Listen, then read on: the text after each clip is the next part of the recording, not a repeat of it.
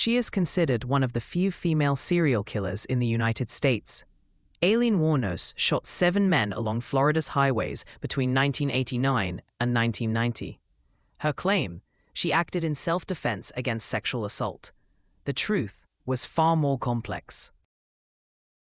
Wuornos's case is scientifically fascinating because female serial killers are extremely rare, only about 10 to 15% of all cases.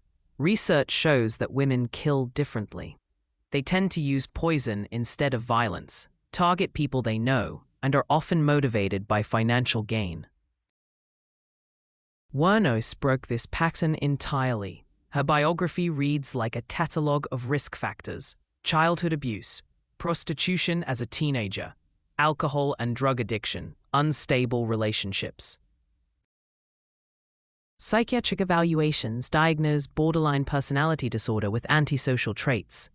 What makes someone a killer? Criminology refers to the violence trajectory, an escalation from trauma to aggression to serious violent crime. Wuornos moved through this progression under extreme conditions: homelessness, survival struggles, and increasing dehumanization. The question of her criminal responsibility remains controversial. Was she a monster or a victim who fought back?